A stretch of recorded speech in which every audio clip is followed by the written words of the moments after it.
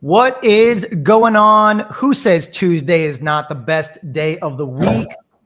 Thanks for joining us. It's another Reload Show. I'm Sean Richard, Mark Sullivan, Candido Diaz. What the heck is up, fellas? What is up? What is up? Living the dream over here. Fellas, happy International Men's Day. International Men's Day. Excellent. Yes. I'm not very international, but I'll take it. Who sets international days? Who decides on the international? Like, did we sync up with like Japan and do that? Or was it yesterday for them? I've got a lot of questions. Yeah, too many to answer on today's show, Mark. So we're gonna save that for another episode. It's an exciting day, guys. Like, I'm in a sweater. Like, it's sweater weather here in Texas. It won't be for very long, for about another hour, and then it'll be shorts again. But it is sweater weather. So I'm taking advantage of that.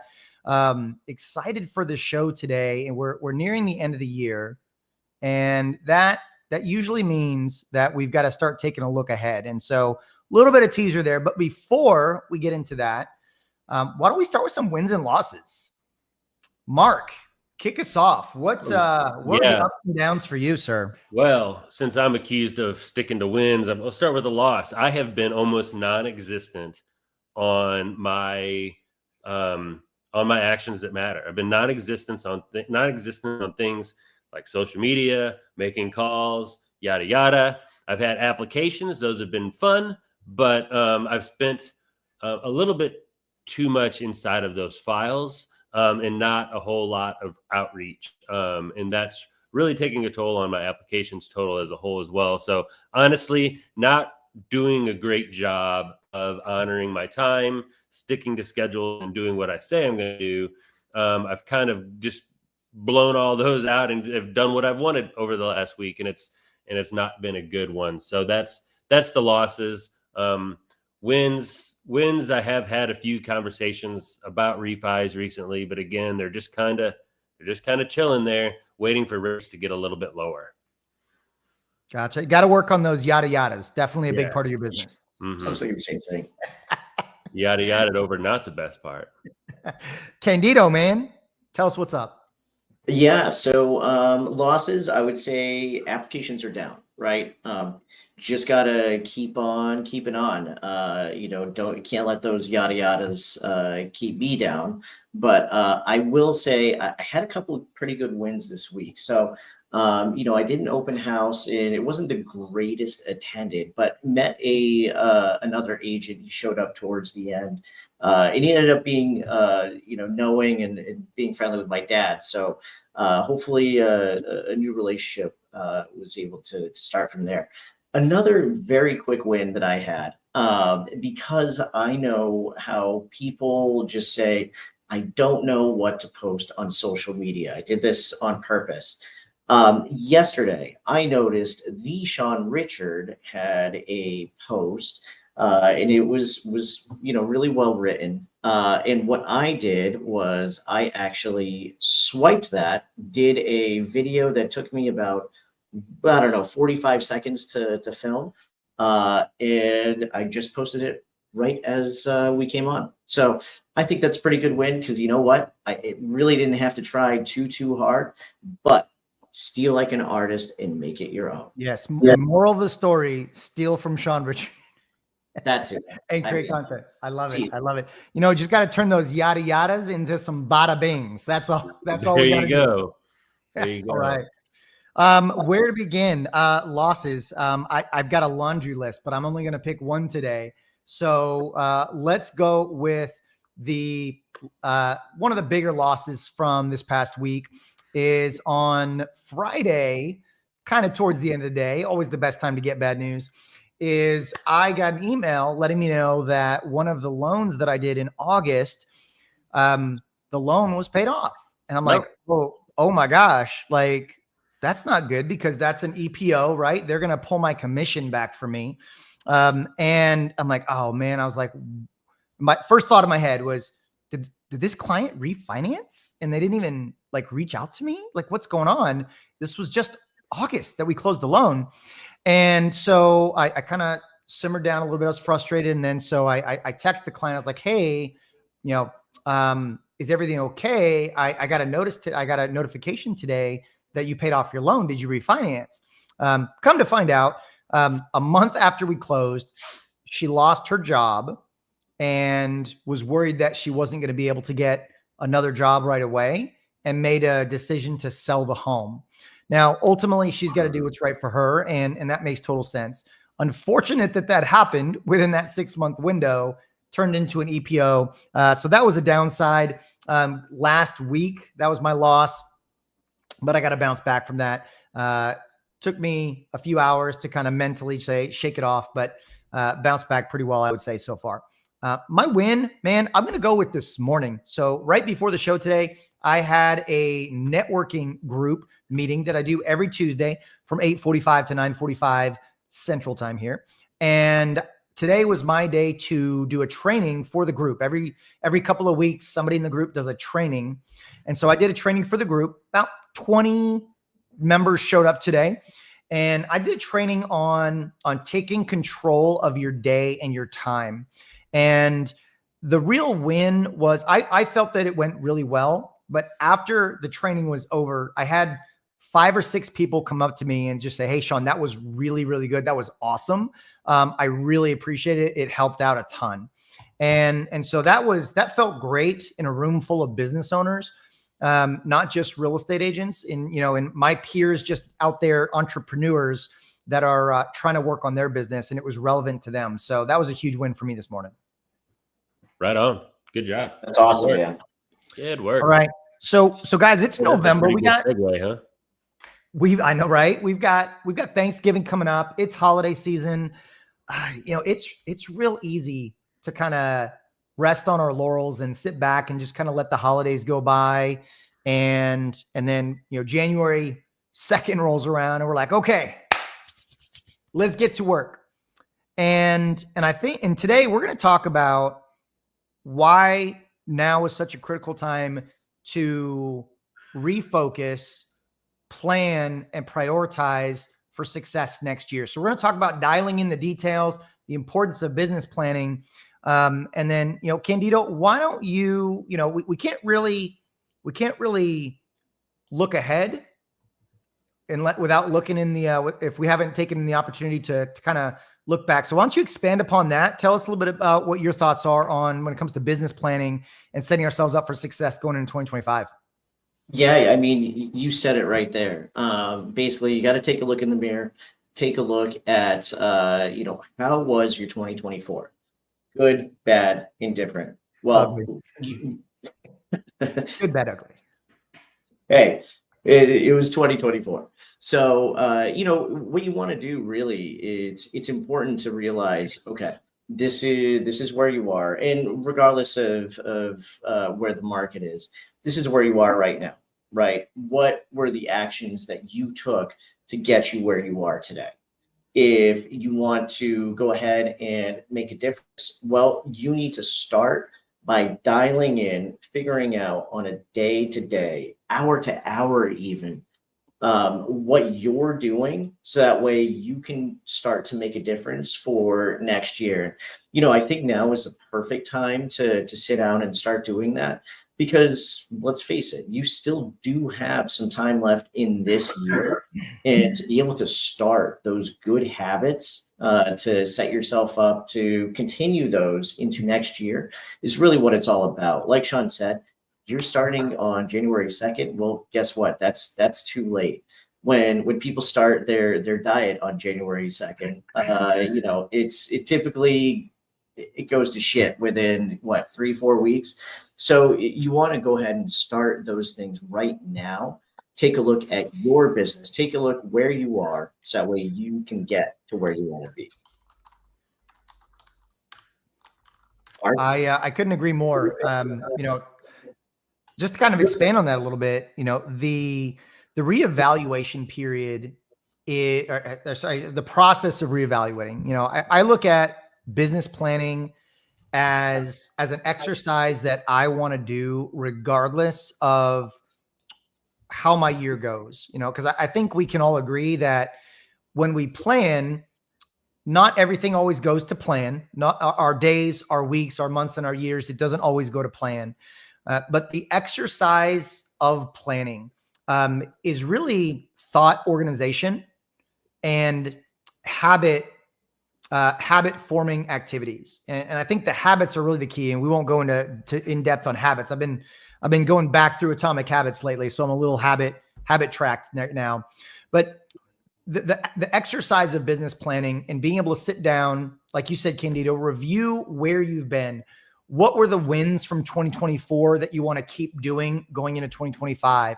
What things in 2024 didn't work that you need to cut out instead of just naturally or habitually or automatically just continuing to do them in 2025?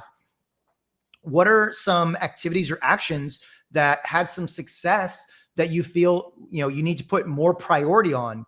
If an activity is creating fire, pour gas on it, right? So what are some activities that fall into that category? So the review process is critical because it allows you to really understand what's working, what's not working, and what changes do I want to make. So the exercise of understanding that is not only applicable to our businesses, but I think it's applicable to all of our lives as well, right? We can review our marriage on a regular basis, our personal lives, our eating habits, our health habits, things like that. What's working, what's not. So going through that exercise, I think, is really important. And when it comes to strategizing for the next year, I believe that it's important to identify 1 to 3 ideas or activities or projects that are going to have the most impact on our business, and then reverse engineer what it's going to take to accomplish that. If I said I want to close $40 million in loans next year, just having that out there as $40 million doesn't magically mean I'm going to hit a $40 million year. I've got to reverse engineer that and say, okay, well, what does that look like in, number of loans based on my average loan size?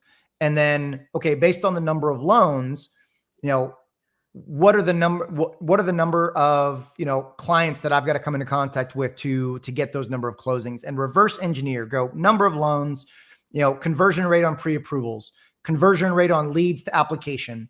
How many calls do I have to make to generate this many leads? And so working backwards from those goals, whether it be I want to hire somebody, whether I want to hit a certain amount of volume, working backwards, but choosing 1 to 3 actions, projects, or ideas that is going to be important and most impactful for our business the following year, and then working backwards. For me, that's one of the best parts of the business planning process.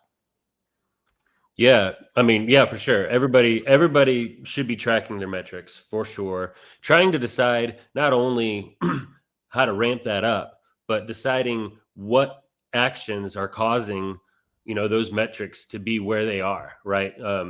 So there's 2 different types of LOs that would plan this completely different. There's the type that can take 10 apps and close 8 loans from those 10 apps. And then there's the type that do a lot more cold reach out and would take 50 apps to close that same amount. But if they're both taking those applications to get those deals in the same amount of time, they're both accomplishing the same thing. They're just doing it in different ways. So knowing how many closed deals you have per app, what did that look like in 21, 22, 23, and 24? How much has that changed? I would imagine the close ratio has probably gone down a little bit if I'm going to date this episode, but knowing how to get to those metrics, what action caused those applications to rise, and doubling down on those, and deciding what you don't want to waste your time on in 2025, right? Which I think is an obvious one, but it's an easy thing to. It's an obvious one, but it's an important thing to say. I think my most important thing is planning out my year. I didn't do a good job of that in 2024. I think I've done a much better job of it for 2025, where I've planned out events, I've planned out webinars, I've planned out time to grow that section of my outreach. And I've gone back, and my next step is to go back into what my goals were heading into 2024 and find out why I didn't hit those goals. See what the goals were, see the goals I didn't hit, identify why I didn't hit those. And the answer is going to be because I didn't plan it out correctly. So going back to topic one, I didn't plan it out correctly. If those are still my goals, if those are still things that I want to accomplish in 2025, I've got to right now decide when I'm going to implement those, how I'm going to implement those, and how I'm going to find time to make that happen. Because obviously I didn't have them on the front burner of 2024. Yeah, and I think that's really, really well said, Mark. Another point that kind of goes right along with it is, who are you surrounding yourself with, right? Going into the new year, you want to obviously, be doing those good habits to roll into next year, but you want to be surrounding yourself with the right people, whether that's the right company. Sometimes you do need to change. Look, I just changed, and I absolutely love it. Whether it's you need to dial yourself up with an accountability group or even some coaching. Now is the time to really go ahead, kind of figure that out, so that way, by January 2nd, you're already rocking and rolling. Something that just hit me with talking with you guys, with listening to you guys, is and kind of off of what I was saying earlier as well, is, Mark, you mentioned that, you didn't do a great job. You don't feel like you did a great job planning out your year for 2024. And you said, if those are still your goals, then really narrowing down what it's going to take to hit those goals. And the first thing that popped in my mind was how to make the actions, the activities, the actions that result in those goals happening, how to make those actions easier. So give an example. I was on a Zoom call with a real estate agent about a week and a half, 2 weeks ago. And we were talking about she felt like she wasn't doing a good job of staying in front of her past clients. And she had a past client database of, it was like 80, so reasonable size.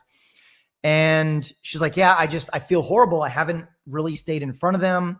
And she felt bad about it. And she also felt overwhelmed because she's like, I just like thinking about just reaching out to 80 people. I don't know what I would say. It's 80 different calls. That it seems overwhelming. And so I broke it down for her. I was like, well, let's see if we can make it easy for you.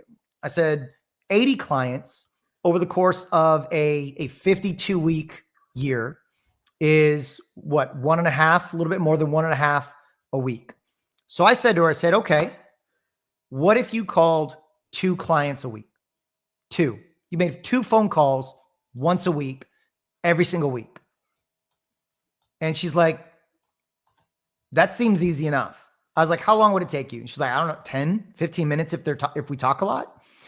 And that was exactly it. We took this overwhelming, or what she felt was an overwhelming detail of her business that she wanted to work on. And we broke it down into a simple, easy, repeatable action that she can take. And then we worked on, some scripting. Hey, what do I say? So we worked on that with her. But taking your action items, your goals, and breaking them down to easy steps. If doing more social media is a big goal for 2025, great. Break that down into, okay, well, I'm going to research content for an hour once a week and just zone out and just do nothing but research content for that hour. And then cool, I'm going to record 1 hour once a week. And then I'm going to edit 1 hour once a week. Breaking it down and simplifying it in your calendar, telling yourself it's important. I don't know about you guys, but if something's not in my calendar, whether it's personal or business, it won't get done. 100%. Absolutely. Oh, I mean, if it's not in my calendar, it's not only maybe it won't get done, or maybe it will get done. If it's not in my calendar, it 100% will not get done. I will Nope. remember, but it'll be 1 to 75 business days. Later? When it pops back in my head. I just won't remember. I don't have that kind of mental capacity. Me either. We're all dads here. I blame my beautiful offspring that they just take all the brain power. So everything's in the front of your mind until your 5-year-old hits you in the junk station. So yeah. Then it just pushes all of it to the back. It's okay. Oh my goodness. Guys, and what other tips, business planning, or something that you specifically do this time of year heading into the next year? What else would be a really great takeaway for the audience, if anything, or, what do you got? Yeah, this is a big lift yourself up moment. No matter what happened in 2024, I know some people who crushed 2024, right? Who did way better than me.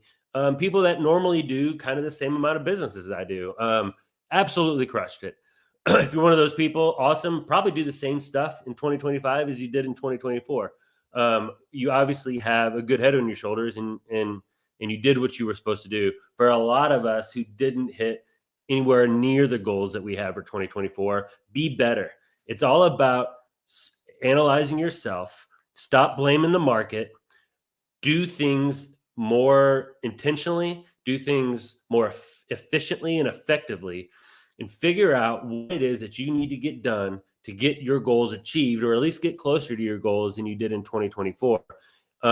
Planning is really the only way to go about it. If you're just throwing something at the wall, you're going to have a repeat of what you had this year, or worse. Or intentionality is the key. But Candido, go ahead. I know you got some comments on that. Yeah, no. So I think that's a fantastic point. And, even if you, let's say, did hit all your goals as far as, units or a certain dollar amount, well, did you hit all your goals as far as a time management perspective go? So, I think there's always things that we can tweak to try, just like Mark said, to really make things more efficient. It doesn't always have to be about dollars and cents. It could be about, okay, if I do this, it's going to save me, 30, 40, an hour a week. That all adds up. So, it's all about trying to figure out those little improvements to take those big steps. I agree. Guys, I think we've made it exceptionally good points on the importance of planning. This is the time of year to do it. Going into the fall, our industry historically slows down, but we don't have to, right? Like, we can double down on our processes, on our systems, on our activities. And it starts with planning. So that way we can hit 2025. We can hit the ground running next year. So, Mark, Candido, man, as always, I love catching up with you guys on Tuesdays. This was episode 50. Episode 52 is our next episode. 1 year. I don't know. We might have to do something special. All right. Everyone tuning in, whether you're watching us live or the replay, thank you so much for tuning in to The Reload Show. For Mark, Candido, myself, have an incredible rest of your week. Goodbye.